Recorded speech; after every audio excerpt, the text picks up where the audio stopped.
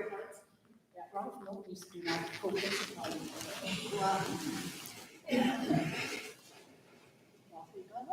Who's on here? I'm sure. We had David Sparks and then Laura open on it for a while. Yeah, he would fill it some. Laura never gave us a phone. No, we didn't need them. I mean, we needed them in summer. And we just like, oh, there was a one time, right? There were 2 retired general council staff. There were 5 retired ministers. Wow. And Ralph Milton. Oh, and Mary. Holy. It's amazing. I've never ever been to it. And there was 2 full-time staff. So, yeah, even when my colleagues. Decorate yourself. Yeah. Okay. So, yeah, I never. No, that's good though, because then you can leave on a holiday and not worry. Yeah, and we also had, we had to get people for me on that. So they come to, they go to the holiday and, we'd be willing to do donuts and fire and everything, shop people. Never short people. It's a nice place, probably not to have. Yeah. Even in other places that's like, oh, I don't know if they get what's in.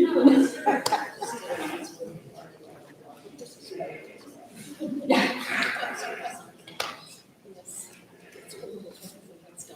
So I was assuming Jenny's gonna introduce you. Okay, well, whoever. But that might not be, it might be me. You know who I am, I think. I don't know. No, we're not quite started. Oh, we're gonna give it a minute or 2. We'll give it a minute or 2. I'm just gonna go check on the other pieces, but I need to go check on it. Okay.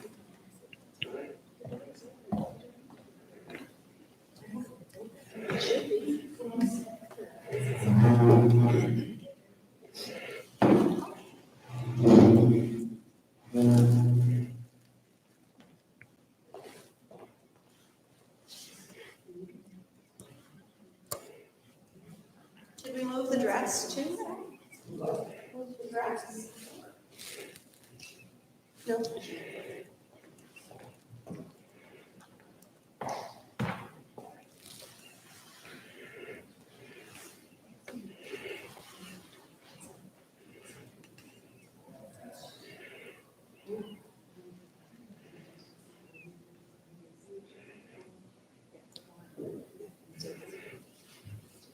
Just highlight your.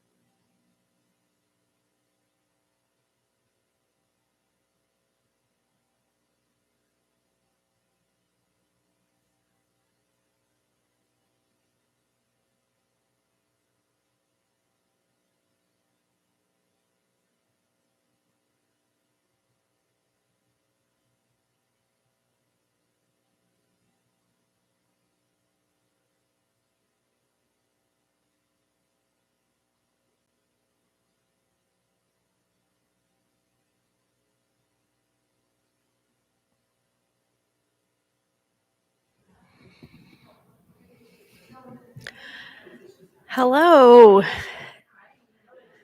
Again, welcome back for this evening's session gathering. Really delighted to welcome the Reverend Dr. Ross Bartlett, the United Church Formation Director at the Atlantic School of Theology. He was up very early to fly from Halifax to here, and he's, 4 hours, 3 hours? And didn't yet get to eat dinner. So just keep beaming at him with your energy and your love and your encouragement, and ready to share with us some of his research on part-time and bivocational clergy and how congregations in the United Church are making it work. Thank you, Ross. Well, thank you. And thank you for joining with me after a full day, and I really appreciate it. I'm very grateful for the opportunity, because part of what we're doing is trying to gather stories from congregations and clergy.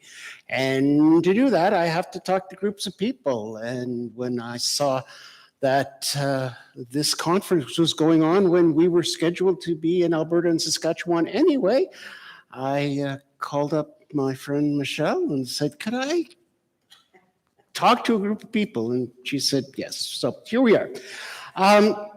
Just a little bit about what I hope to do for this evening, and most of it I hope will be conversation rather than talking head, but there's a certain amount of information that we didn't know. And when I say we, my colleague in this work is the Reverend Kate Jones, who is a graduate from AST of,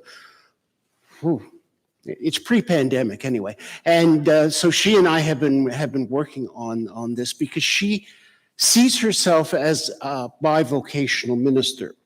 She's a physiotherapist as well as being in congregational ministry. And so she sort of got me thinking about this.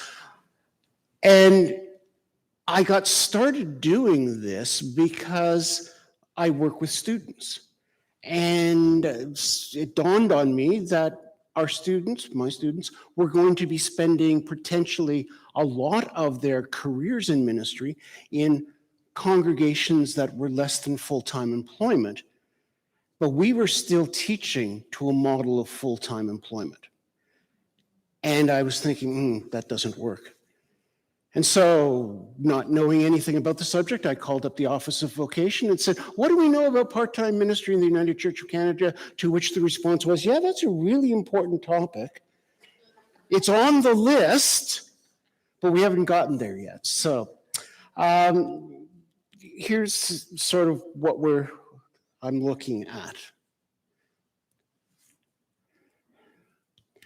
So we have little knowledge or concrete information. We have lots of stories about, but we don't have a lot of concrete data to base policies on. What has become really clear is that in more ways than perhaps we realize, we are at the end of a very odd period in church history. Up until the end of the 1800s, it was almost unheard of for clergy to be full-time. By that I mean someone would make a living that would keep them and potentially their families alive from serving the spiritual needs of a particular group of people that we call a congregation. Up until the 1880s, that was extremely rare across the Christian world. In the 1880s and into the 20th century in Canada, a couple of things started to happen. First of all, people had more disposable income, so they could use it to pay the minister. Secondly, we began as a society to develop specialization. Up until that point in history, most people did a little bit of everything. Very few people could make their entire living specializing in a particular thing. But increasingly, specialization took hold in all aspects of life. And one of the things that happened was having a full-time minister became sort of a mark of we're doing well as a church. You know, the big city churches have full-time ministers now, so everybody needs to have a full-time minister. And as we know, of course, in the period prior to and particularly after the Second World War, we had an explosion of mainline church life in Canada. And many of you are using the buildings that are the result of that period of time. And there are a whole host of social factors that go into the growth of the church at that point. But one of the things that gets created is this full-time bias. The reason we called our first book It's Real Ministry is that many of the partially funded clergy with whom we were speaking had received the response, had received the feedback from within the church and their colleagues that if you were really committed to ministry, you'd be doing it full time. As if it was some sort of personal or moral or spiritual failing on their part that they weren't employed full time in ministry. I even had people, when they knew we were doing this work, say to me, well, if only they were better at encouraging stewardship, or if only they were better at encouraging people to come to church, there wouldn't be an issue, which totally misunderstands the point and makes it somehow a moral failing, not only of the clergy, but also sometimes of congregations. We can only afford a part-time minister. And I'm really sort of on a roll about the sense of failure that is in so many congregations because they are not living up to a model that was probably never real anyway. And when it existed because of societal pressures. It's not the job of the church to fight back against societal pressures. So part of this is understanding what's going on here. So many of these are societal forces, and you can't do much about them. Just want to give some thanks. Our work, both the first book and the current research that we're working on now, which is going to be entitled "It Works for Us," because it's going to be a collection of stories from active and vital, partially funded ministries, because I don't claim to know the answer. I don't think there is one answer. But what often happens is what gets published and promoted does not always fit the context of a small, partially funded congregation. And so it increases the failure sense. What we want to do is gather some of those stories that are actually being lived out and share them more widely, and to say, well, look, this congregation in wherever is really thriving. They have a partially funded minister, but they found a reason and a purpose. You don't have to despair. You can walk along a line like that. So I want to express my thanks to the foundation, both for coming along on this thing for 2 rides. Narrative Research is the company that we have been using to do our survey work. And so we conducted the first ever survey of partially funded clergy in the United Church of Canada. And then we repeated it again in 2023, and we did follow-up work with congregations and individuals. I use the language of partially funded for a very intentional reason. Most of the clergy with whom we spoke would say, we are not part-time, in the sense that I am always the minister of this congregation. I'm paid for fewer than full-time hours. But the issue is the paying and the funding, not the commitment. So we intentionally use the language of partially funded because that's what we are talking about. We are talking about folks who are receiving less than a full-time salary. We are not talking about their dedication to their congregation.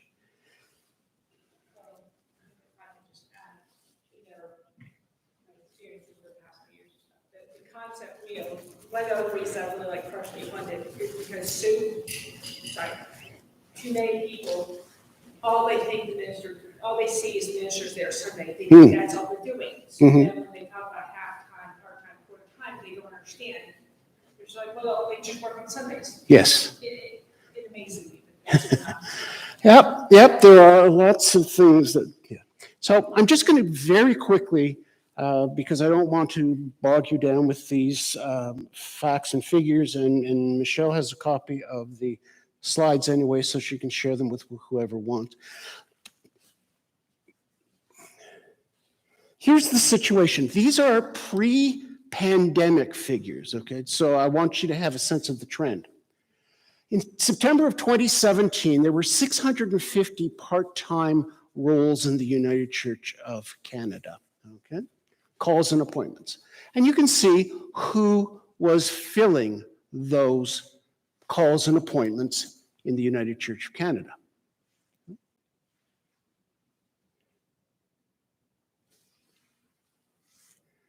So there's the trend. You can see the total number of clergy, the full-time clergy, and the part-time clergy.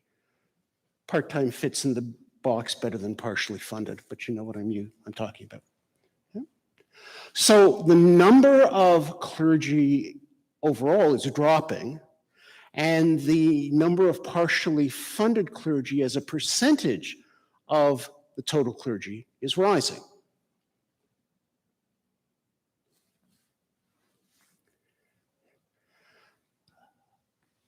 "2017 was the last time that the Office of Vocation had prepared a large-scale projection of the clergy possibilities and needs and so on of the future.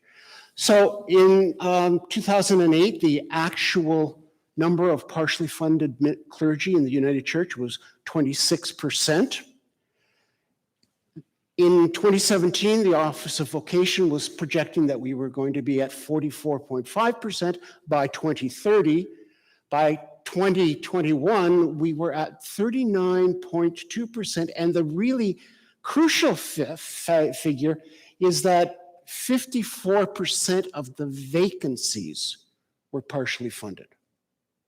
So not only are the number of actual partially funded clergy going up, so too are the number of vacancies for partially funded. Okay, so we have more, and we're looking at even more. In 2023, we see that we're still in the same ballpark. In this study, we're all expanding our work to include the Anglicans, the Presbyterians, and the Lutherans, just to see whether or not the United Church is an anomaly or whether it's happening with all of the formerly mainline churches in Canada. And you can see, in fact, 31% of the vacancies in the Presbyterian Church have stopped looking. Okay. At the Anglicans, 63% of their congregations are either part-time or have a priest in charge, which means that there is not a resident cleric. The Lutherans are 22% partially funded. Please stop me if any of this, as we're going along, please. Keep pushing the button. We need all of the information. Okay, a little bit, one more. There we go. So, just a gathering together of what we know about partially funded clergy. The figures in brackets are the 2023 figures. The other figures are the 2021 numbers. So you have two surveys results combined on the same slide. So what we see is that the number of in the 17 to 20 hours, in other words, half time, is growing. The number of three-quarter time is shrinking. You can see that the number of years served in ministry of the folk is growing. So in other words, our partially funded ministers have longer in service and are probably chronologically older. And you can see that they tend to be older. Most of them are ordained. A growing number are candidate supply.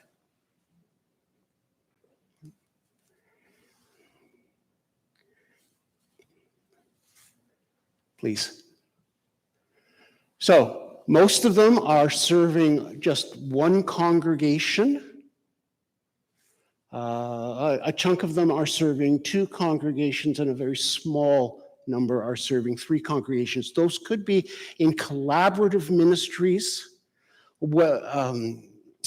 Congregations are pastoral charges. So one congregation or pastoral charge, two congregations or pastoral charges, three congregations or pastoral charge. So in that one, there might be two or three congregations if it's a multi-point pastoral charge. In 2023, 13% of those who identify themselves as partially funded are in collaborative ministries.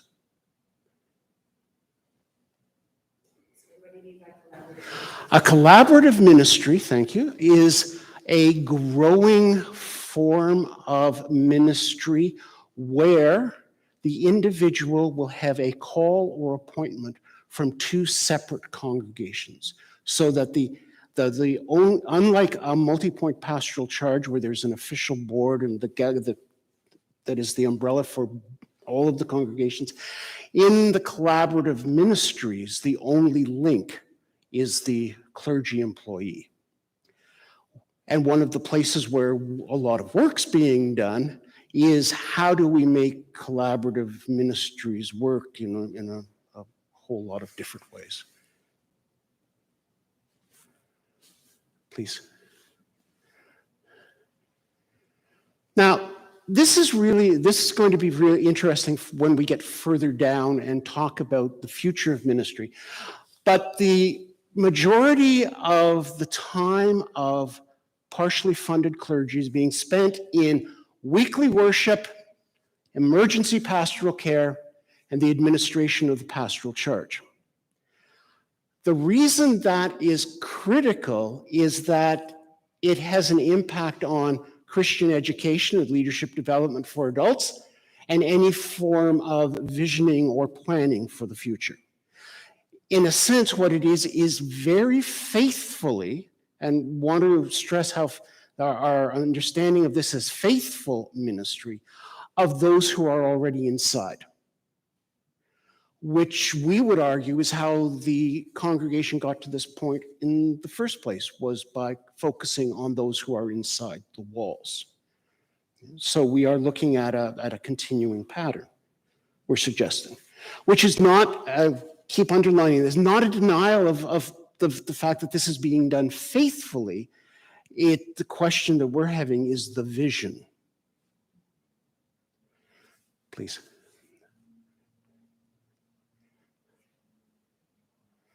(62% are regularly working more than the number of the hours in their call or appointment.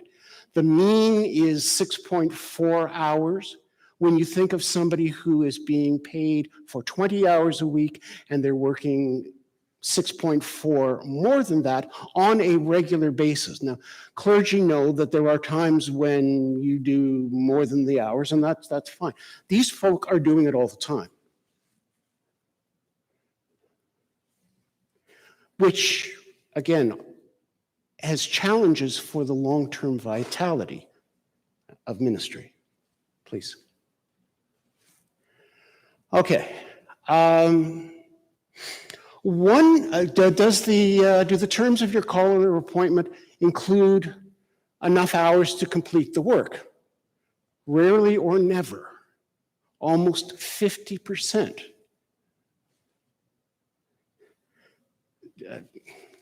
I just invite you to think of the morale impacts of that.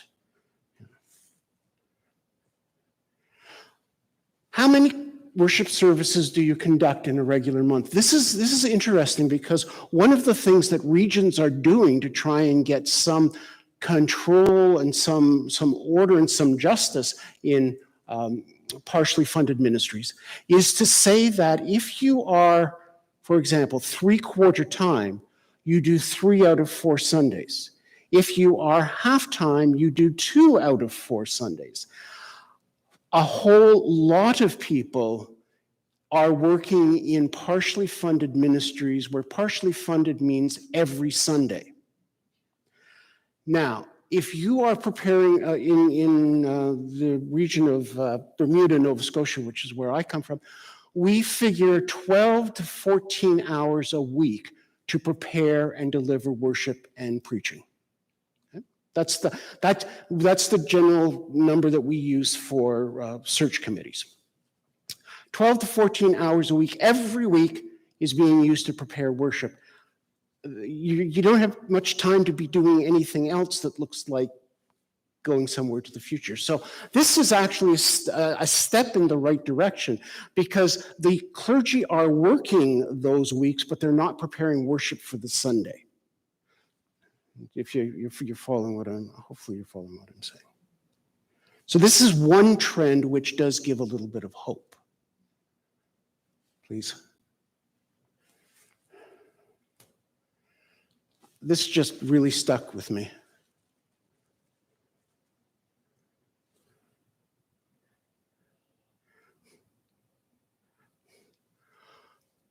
One of the things that is becoming clear to us is that healthy, partially funded ministry needs to be very clearly focused, and that the clergy and the congregation need to make decisions, as was mentioned this afternoon, not just about what to do, but about what not to do.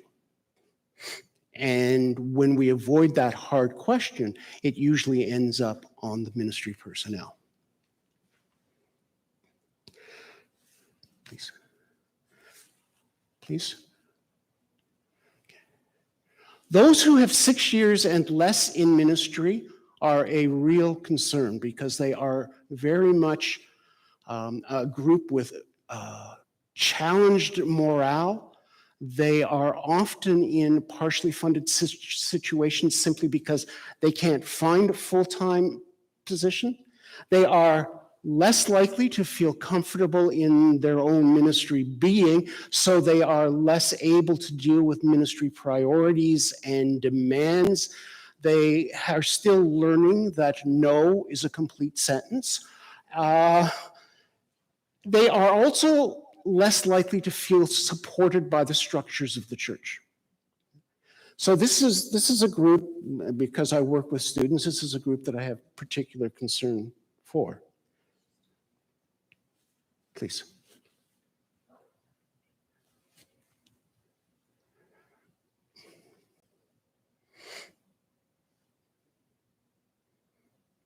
That was one of the persons that we interviewed in detail following our 2021 survey.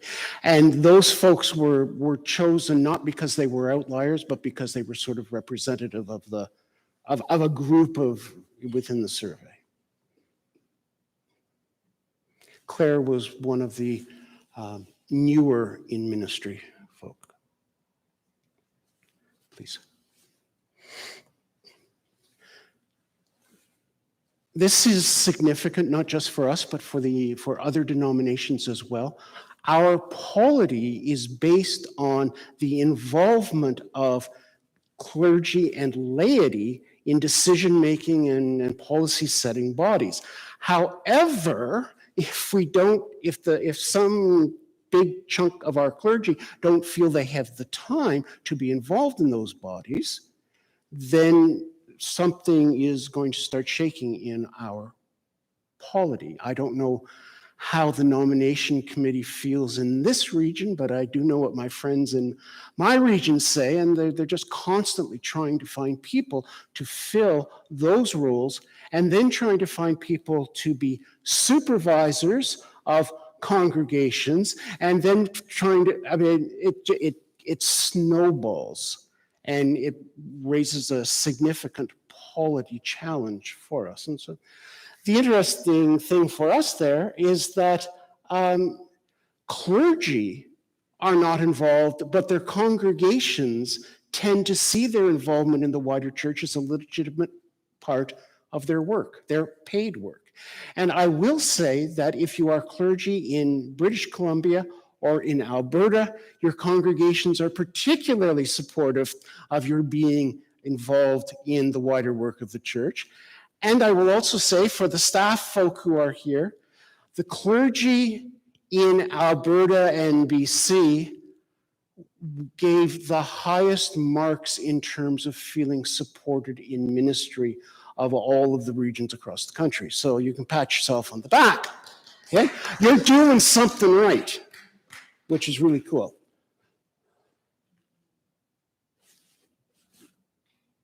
Okay, next.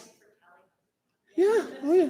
Well, yeah, I mean, I know you get a lot of, well, it flows downhill. Well, you need to be told that the people who you're working with, by and large, feels more supported here than in other parts of the country. Can you hit the button again, please? Thank you. Okay. This is interesting when we think about collaborative ministries, which are often created so that clergy can have full-time remuneration, full-time salary. Well, that's a worthy goal. 68% of those who were surveyed respondents, remember these are all partially funded clergy, would not take full-time employment even if it were available. They really like being partially funded for a whole variety of reasons. The 32% that would like to be full-time have a variety of reasons, mostly having to do with mobility and their location. They are in places where there just aren't. They're clustered in places. One of the impacts that the rising cost of accommodation is having is on partially funded pastoral charges, the ones that don't have a manse. You know, remember those manses that we got rid of? Well, somebody shifted from a manse to a non-manse, and they said, landlord wants to be paid all the time, even though I'm only being paid half-time. And that's causing a real problem. So it means that partially funded congregations are increasingly dependent on people who are living within a reasonable commuting distance. Please. So these are the reasons that people give, the key mentions amongst those who would prefer to be full-time.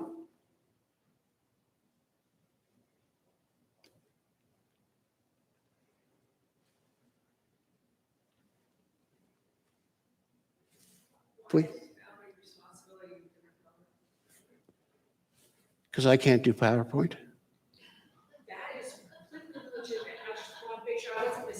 No, it's an operator error. Please. Yeah, well, it's there too.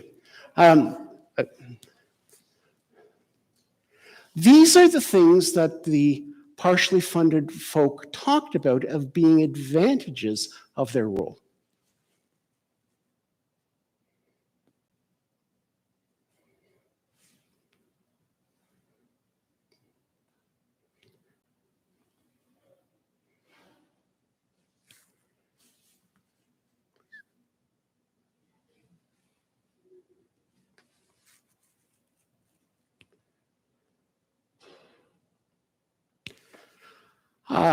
Being clergy myself, the question arose, how in blazes do you manage to survive on only part of a clergy person's salary? So we dug into that, and part of the reason, the major reason for that is that they are receiving other income. And 49% of those who are receiving other income are receiving pension income, either from the church or from other institutions, which probably tells us a little bit about age and so on.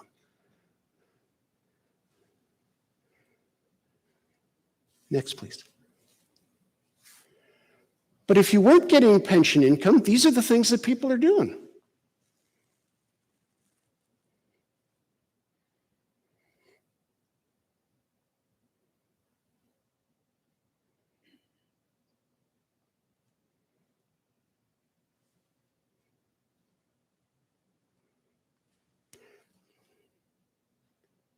One of the things I think we have to start doing is helping the graduates of our theological institutions think outside that solo, being only in the church box employment, and help them to realize that if you are clergy, you have a whole lot of skills that you may not actually be able to identify as public speaking, clear writing, dealing with volunteers, raising money. I mean, there's a whole host of things that not-for-profits might like to take advantage of.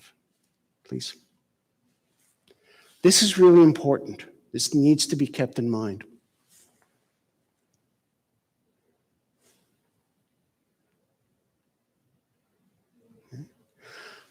These people would not take full-time church employment, even if it was offered to them, because they feel that they are fulfilling a legitimate vocation outside their church work.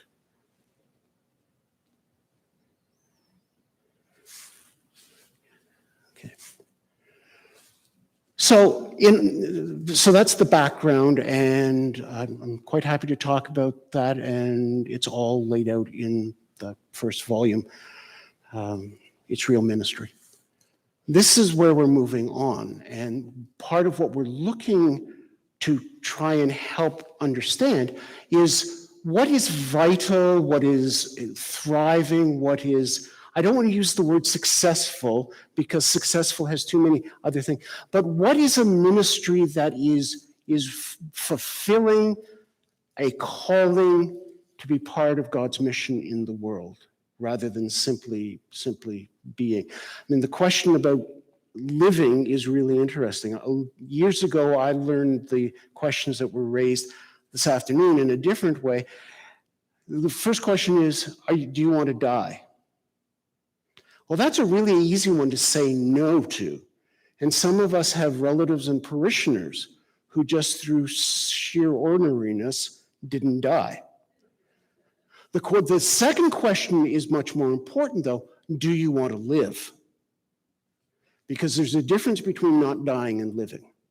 And that's the question that the vital congregations get at. So what I did was took these, the first three are Canadian. They're the most recent Canadian books about and studies about vital ministries. And then Lauren Mead's More Than Numbers is a classic about understanding churches beyond the number of bums in the pews or what's in the bank account. So we put those together. And those are the factors that identify vital or thriving congregations. Now, no congregation will have all of them, but the vital congregations that we're looking at have some of them. So they are in organization, and there are internal factors, and there are external variables and supernatural discourse, which is prayer and spiritual practices and so on. The reason I think this is useful is that, okay, we want to help revive our congregation. What are we going to do? Well, look for these characteristics in your community of faith and work on these. Where can you strengthen these?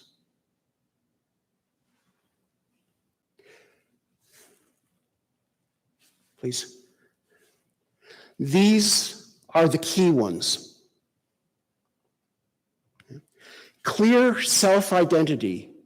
And it needs to be more than just the united church in this community.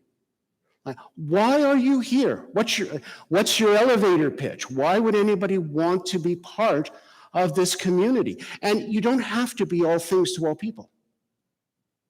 But who are you? And we need to push at that until we are clear.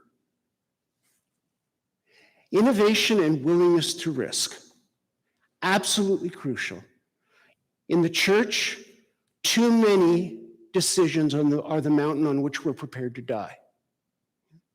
We have to, as was said this afternoon, we have to give permission for responsible risk-taking. And the vital congregations don't look for somebody to punish when things don't go well. They look to try and figure out why things are not going well. And for these congregations, trying new things is the only way into the future, because the old ways aren't working. That's how we got to where we are today, and we're talking about closing the thing. If we don't change things in a few years, they're going to have to close the doors. Well, so change something. But to find out what it is in your community, you're really going to have to try things. And they're not all going to work. To increase our success rate, we have to double or triple our failure rate, our mistake rate. And I am no scientist. They kicked me out of science in grade 10. I was allowed to graduate with the promise I'd never go back to a lab. But I know enough to know that an experiment never fails. You learn something from it. Okay, what did we learn? That didn't go as the way we planned. The other thing, again, I want to lift up from this afternoon, one of our bad habits in the United Church is to do something for somebody else, and without talking to them, and when they don't show up, we get all ticked off. We did all that work for them. Did you ever ask them? So, involving people who are going to be the focus for what we're doing is absolutely crucial. Engaged laity. It is not going to work if your partially funded minister is expected to carry everything. And that's where the capitalist model, which we bring into the church, shows up. We, the laity, pay you, the clergy, to deliver the goods. It's your job. Why aren't you doing it? The one term I would love to banish from our lexicon is volunteer. When we ask for volunteers to do the work of the church, we are in fact denying what the church is, because the ministry belongs to the people in the church. A couple of years ago, my neighbor had a heart attack, so I cut his lawn as well as my own during the summer. I volunteered. Volunteering is something I don't have to do, but I choose to do. This is the ministry of the congregation. We're not volunteering. Anyway, so partnership and alliances, spiritual discipline, involvement in the neighborhood, those are the key places for looking at vitality. It's not about the numbers. The numbers are not insignificant, but strikingly, most of the vital, partially funded ministries that we are looking at are not really worried about the money. Right? Even if there's red ink, they're not worried about it because that's not what they're focusing on. And numbers are only partially useful, because if people are not becoming more involved in the life of our community of faith in some way, then that suggests that we are not inviting sufficiently. But numbers, whether they are bums in pews or money, will not make the difference. Please. So, this is what I mean by problematic faithful ministry.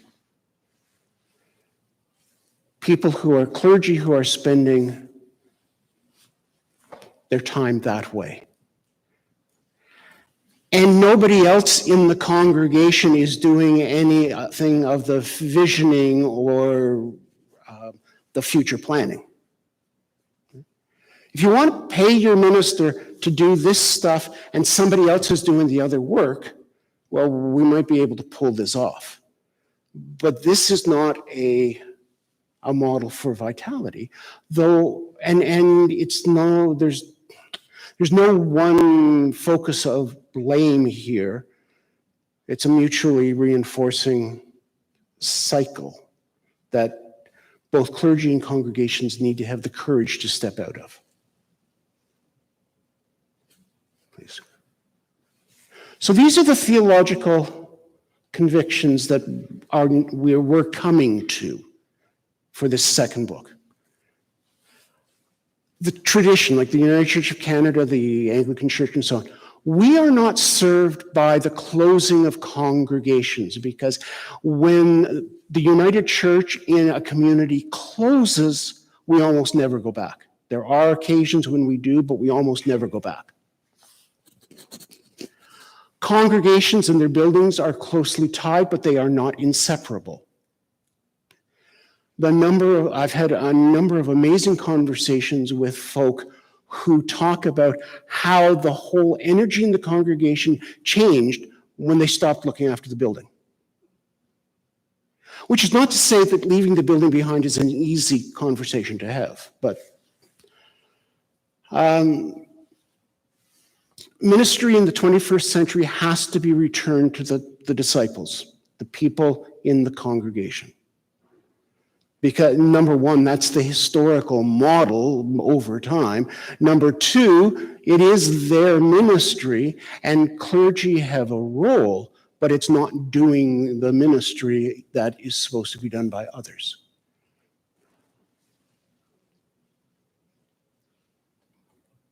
Please.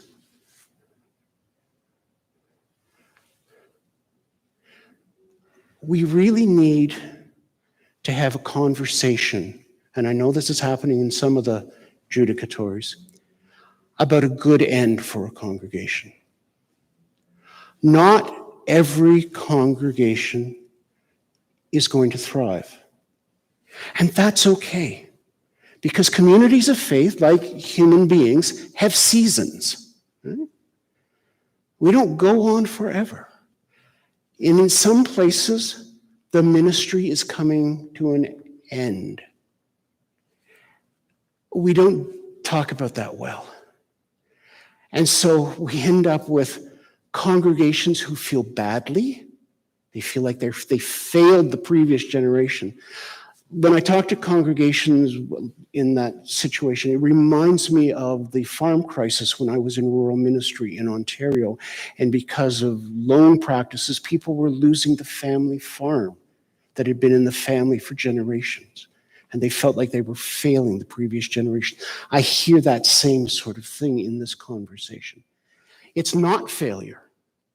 It's not failure. And so somehow we need to have those conversations. And just as there are ministers who are really good with the dying, I think there are many of the clergy who would have a very real ministry in walking those last years with a community of faith. I'm not going to ask you to do something new. I'm not going to chastise you because we didn't pick up the latest thing that appeared on TikTok. I'm going to love you. And we're going to walk this road in dignity. Right now, we don't necessarily do that, and we aren't always honest with people who are moving into a part-time call or appointment that that's what they're doing. And so we need a theology of and a practice of a good end. Please. Yes. So this idea of helping congregations move to good end. Yeah. Do you feel that that's in conflict with, in some ways, the training of our ministry personnel to be successful and be a good full-time minister?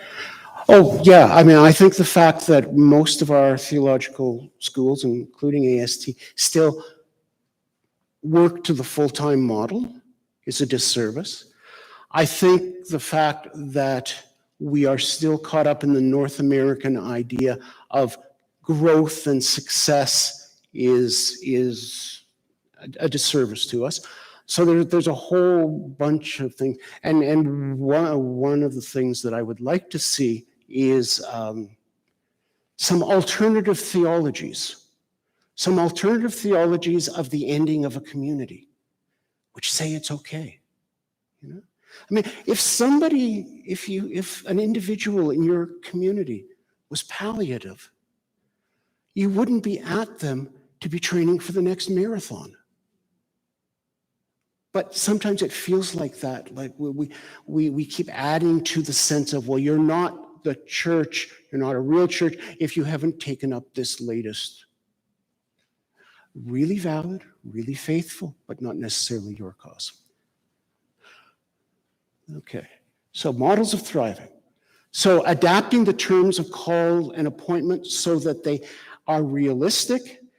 Also, it doesn't have to be every week. Okay? So, for instance, I know of a congregation where the minister is 3/4 time, but the whole community just sort of shuts down in the winter. And this individual also has a real passion for being a ski instructor. So they work full time for 3/4 of the year, and then they come out here somewhere and teach skiing from January on. Reverse model, congregation where nothing much happens in the summer, but this person is really, he wants to be renting out e-bikes in this tourist area during the summer. Okay, well, we're not meeting during the summer, so go do that. We can do different things. Some people, in some places I know of, they're there full-time for 2 weeks out of the month, and then they're gone for 4. Or they're gone for 2. That takes a different type of discipline and agreement, but it can be done. So playing with those and recognizing that the limit is only our creativity. The larger parish model. This is something that's happening in a variety of places where a group of congregations band together. They're all partially funded congregations on their own. They band together and they retain more than one full-time clergy, and they serve the whole group of congregations, primarily as mentors and trainers rather than doers of ministry. So they're working with lay leaders, lay worship leaders, lay pastoral care teams, and so on. And there's a what's the word for when you get a group of people, more people together and make for a greater sense of energy? And I mean, instead of a youth group of 1, you might actually have a youth group of 7 because you've got all of these congregations. So looking at that as a model. Replanting. This is one that we were seeing. I was part of one in our region. This was a congregation that had money, but no energy. And they made the choice not to spend their money on 1/3 time ministry for heaven only knows how long. They wouldn't say this, but they rolled the dice on the future. And they said, we're going to call somebody full-time for 4 years. It may shorten the life of our church. Their job, their position description is 1/3 looking after the congregation. 2/3 they are free to do whatever they need to do to establish a new United Church presence in this community. Now, That's going to take somebody with special skills and so on. But that was their investment in a United Church ministry in their community. Hub churches. We had a hub church described to us this afternoon. And hub churches are not necessarily, don't have to be the big cathedral churches. But this is a situation where the congregation sees their building not as a liability and not as something to be protected, but as an asset for the community. When we come to conversations with allies, we often don't bring money, we probably don't bring a lot of volunteers, but we do bring property, which for many organizations that are trying to get started, having a place to meet is really significant. Some congregations take this a step further and they make it a genuine community hub by turning it over to a community corporation. And this congregation gets space in the building. Now, that's an interesting conversation, but one of the things it does is that community corporation is eligible for all sorts of government grants that churches are not. So that's please. Using technology. Are any of you familiar with Rural Connect? Yeah. Well, heaven knows we sat through enough Zoom meetings and Zoom worships. We're all experts on that. The thing about Rural Connect is that it's a use of technology, which is technologically fairly simple, like even somebody like me could do it. And it allows for the worship service to be coming from different places. So you have a hub church, you have 3 satellite churches, and parts of the worship service could come from any part of there. And there's no time drop. You know how in Zoom we're always, there's no time drop, which makes it really cool. So you're not just watching somebody else's service, you're participating in it. And the worship leader goes to wherever they need to be. So if there's a baptism in this congregation this week, that's where they are, but the readers could be someplace else, the choir could be someplace else, using that technology.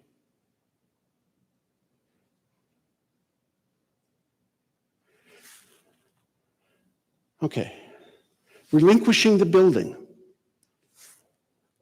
turning it into a community building, or having one building and 2 or more congregations. Not necessarily, technically speaking, a shared ministry. A shared ministry is where a minister from one tradition is minister to a congregation that is made up of at least 2 traditions, and that usually switches back and forth. These folk aren't even worrying about the shared ministry thing. They're just, we've got a minister and a building that's falling down. You have a building and no priest. Why don't we get together and make music? And they're just going along, and because it's a United and Anglican service, they are doing communion every week. One week she uses the United Church resources, the next week she uses the Anglican book. Seems to work. Collaborative ministries is one that is significant within the United Church. And collaborative ministry does have the benefit of providing closer to or even full-time employment for clergy, which may make it easier to find somebody to call or appoint.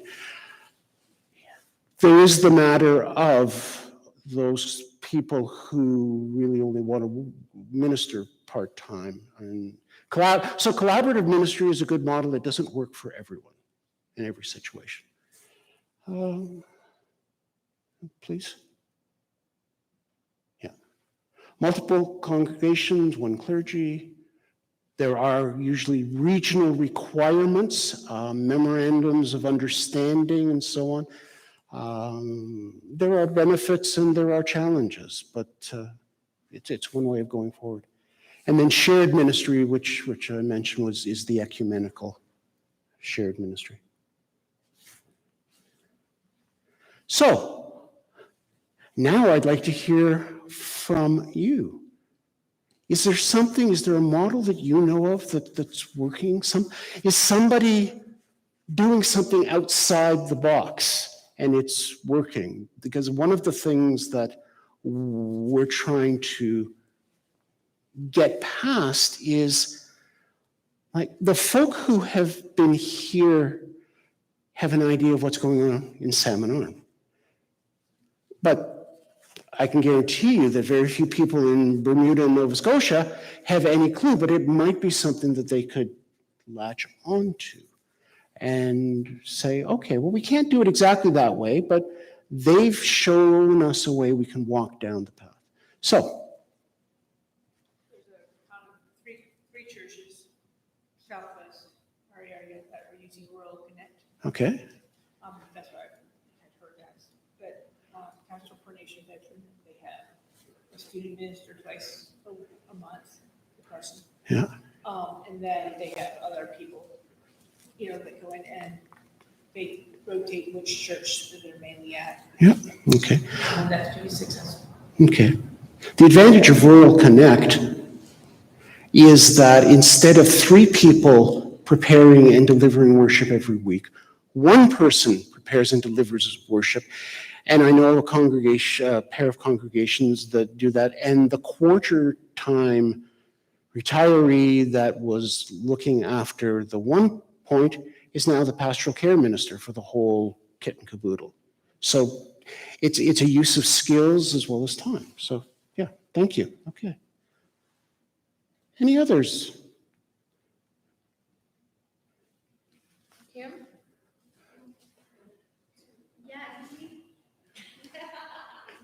Yes, I'm serving in the 2.2 denomination charter, Okay. and I am doing the 2-week on, 2-week off, Uh-huh. and it's kind of working. Yeah. But as you said, there's certain, discipline that needs to be, that I would say we are working on. Mm-hmm. Mm-hmm. Yeah. Are you the first person working in that way?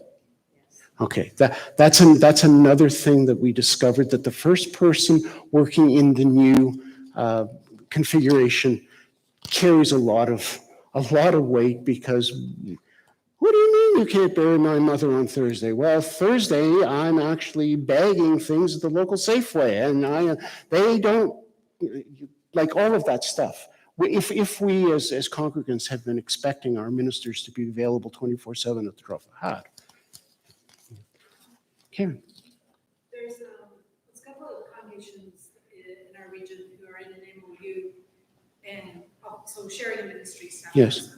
But what's been really interesting is watching the development into the understanding that means I don't get the minister physically in the room every week. Mhm. So it's been a bit of a growth. But what has been the most interesting piece is one of the congregations. So it's a pastoral charge with 2 congregations and then a single congregation in the assembly.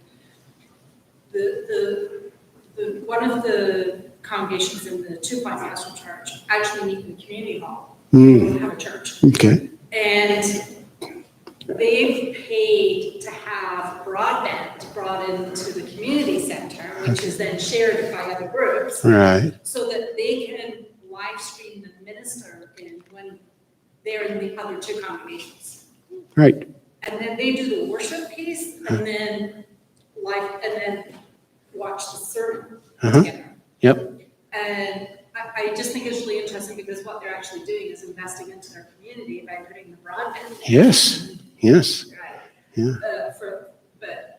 And they're kind of trying to learn how to use the technology to be more flexible. Mm-hmm. Mm-hmm. Yeah. Good. Want to make another observation that we hear over and over again, that this takes time and it takes patience. It takes time and it takes patience, and in some cases, it takes a lot of really honest conversation amongst lay people about what they expect in their ministry. And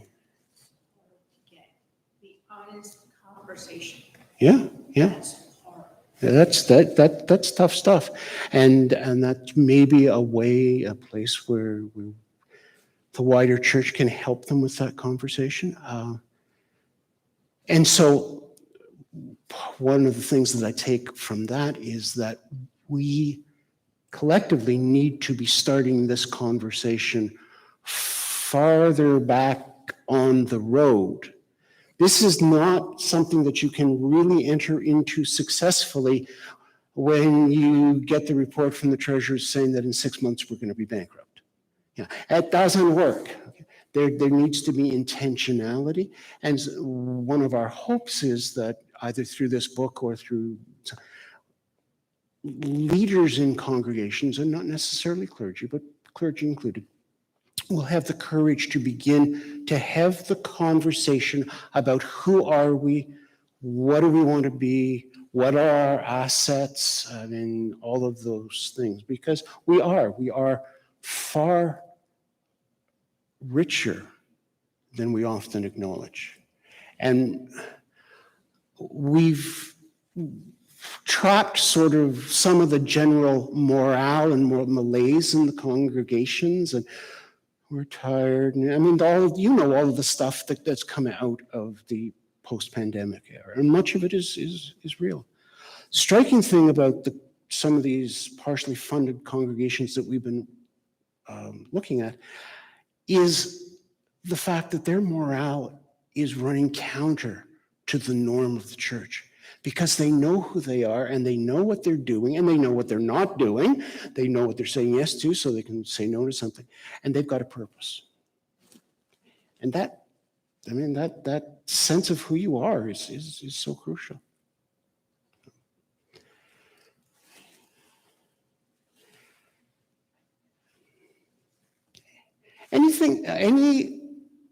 Not examples, but any questions that this material has sparked for you? Because I'm always more interested in the questions than the answers. So any questions that this has sparked for you?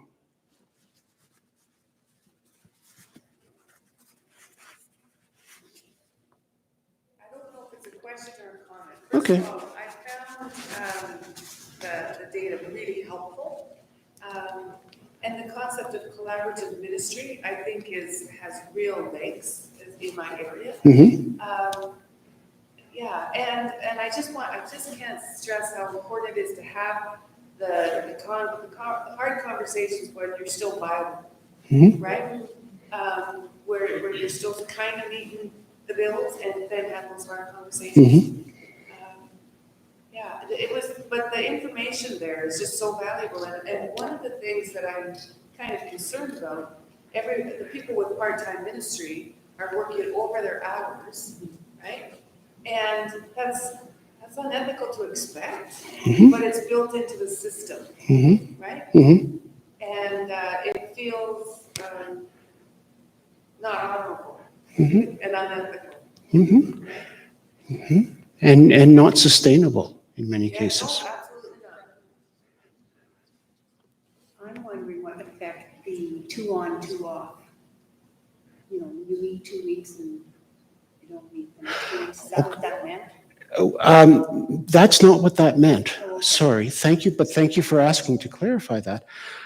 It means that the person who is in a partially funded appointment is on for those 2 weeks, and the congregation is responsible for the other 2 weeks. That's not just the Sunday.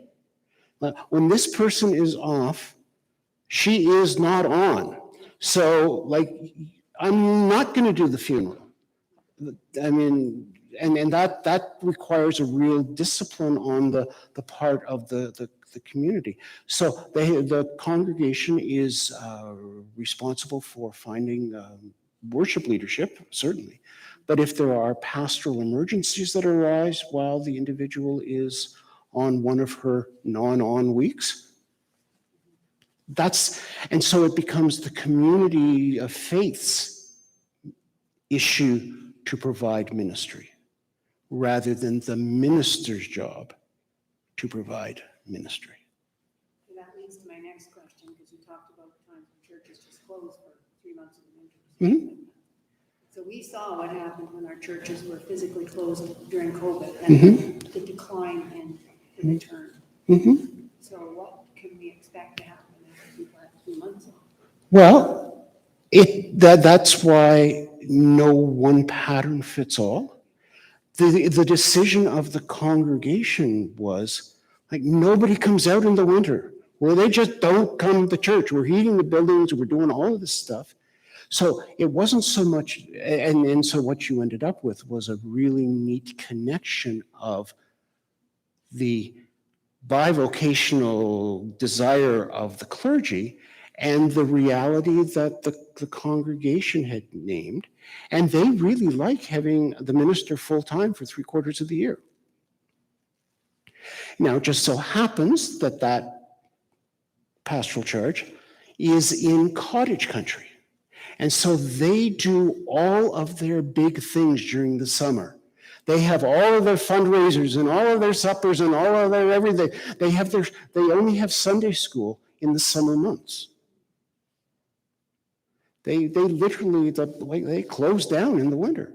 So let's take advantage of that. I think what you're saying is we don't have to continue doing some things. That's right. Yeah, the person in my region who does Karen's job has a phrase, everything is negotiable. And it is, but we don't often realize that. I mean, one of the issues, I didn't get to it here, one of the issues though, is governance. So many of our congregations are overgoverned.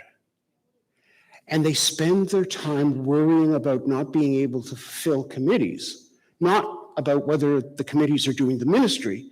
The obsession is, if we have the committees filled, then we'll be healthy. Well, you can have a filled committee that's not doing ministry. Worked with one congregation, they had 105 slots in their organizational table. They were constantly despairing that they couldn't fill. I wonder why. So, and within the United Church, we have such flexibility in terms of our governance. This may be too harsh, and forgive me if it is, but well, okay. Yeah, you have to work on it. But we often, it sometimes feels like we're serving the structure rather than the structure serving the ministry. Okay? So if nobody wants to do something, I mean, if you really have to twist arms to get somebody to do something, well, maybe it's time for us to not do that. You know, like, it's okay. We call it letting it go clunk, Yeah, right? I mean, it's, if it goes clunk, it goes clunk. yeah. Or we could use the language of letting it lie fallow for a while, or recognizing context. Anyway, I'm sorry. Yes. This is just another continuing story with Kim's. So I'm part of the Valemont Anglican United Church. Okay. Congregation. And we actually were a Sunday worshiping community. Mm-hmm. That's it. Mm-hmm. Okay? So then COVID hit, and then in the middle of COVID, our church building was condemned. Oh, good. Oh, gee. And so then, and we still have a hall. But in that hall, we had decided that we were going to be the new thrift store, which we call Yard Sale. And so that has been going for over 3 years now, on a regular basis, every Saturday. We were doing it two days a week and then ran out of help for that. So we went to 1 day a week. So we decided it was Saturdays, and so we're doing that. So then, because the only place we can actually worship is in the hall, we just moved the yard sale out of the way, and we have the worship in the middle of the yard sale. And we only worship there once a month because that's what we're doing now. Okay, well, But to continue this story, we live stream every service. okay, And so whether it's our clergy led or whether it's lay led, Mhm. the service is still Okay. beamed out there for the rest of the world. So so we've had a really different kind of mhm, look at who we are and what we're about as church. And to not be worshiping every week, I think there's some people that think that's okay. And of course, you're always concerned about the money. Well, they're encouraged to give either checks or one check for a month or so that we are covered for a normal time. yeah. Yeah, and see, there's an example of a community deciding to work outside of some of the box. I would just invite you to push the box even further because, and this is just me playing devil's advocate, but I think you said the only place we could worship is the hall. Well, no, we have looked at it. We have looked at Okay. going, sharing space with other churches. Okay. In the seniors. So we have done some of that. Okay, research. all right. That's what I wanted to hear because we often use the word only, so we stay inside the box. But the possibility of getting outside the box, but you clearly did some thinking about that, and you need to continue to explore that. I mean, another question is, congregations are looking at like, why Sunday? Why Sunday? Why Sunday morning? You attend a church at... We're still working on the building, by the way. Okay. But in this day and age, part of the getting free of those encumbrances is looking at all of it and recognizing, this is where it gets really interesting, recognizing that no size fits all, that we can't expect everything to line up, everybody doing exactly the same thing. So if Wednesday evening works, hallelujah. I think one of the things that has happened with COVID and the streaming of services is that people are choosing their own times when worship works for them. And if it's not Sunday morning, that's okay. I can see it Tuesday evening or whatever.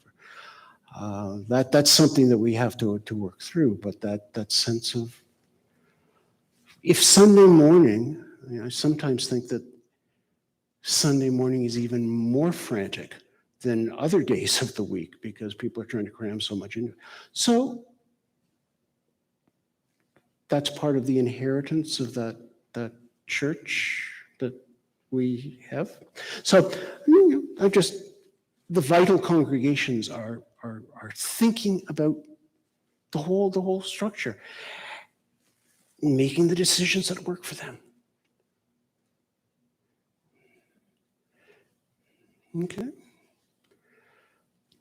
Yeah, please. Well, I just think I have to offer that in our situation where I was working where I am working 2 weeks on, 2 weeks off, there was a real mindset about worship.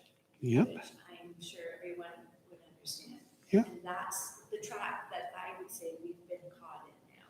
Because this was an experiment, it's been a year, everybody's happy, I'm overworked. Okay. And because there isn't anybody, people were assigned to the 2 weeks I was off for Sunday worship, but that isn't all. Okay. Then. Figure that out as we go along. Okay. Yeah. But just a word of warning, I guess. Yeah. That certainly I got trapped in that. Yeah. We all did, I would say. Okay.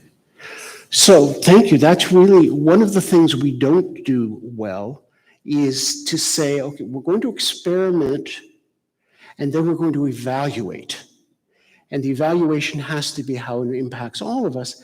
And what are the criteria by which we're going to do the evaluation? Okay.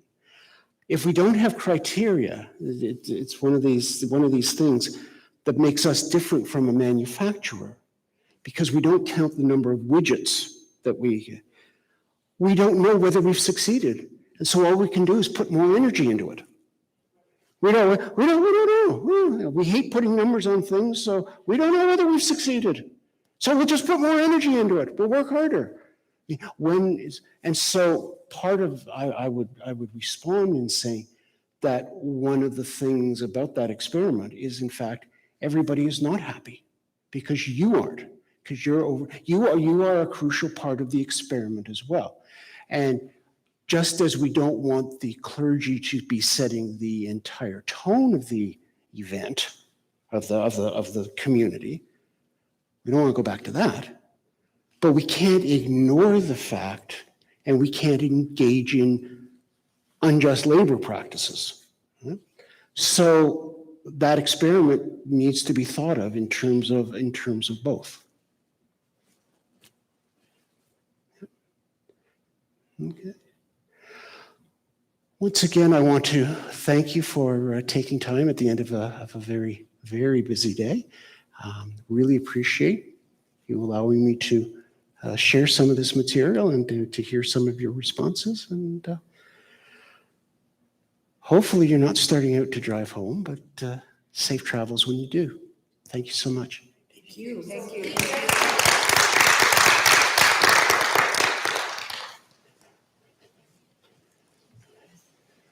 I don't know if our organizers want to say anything or not.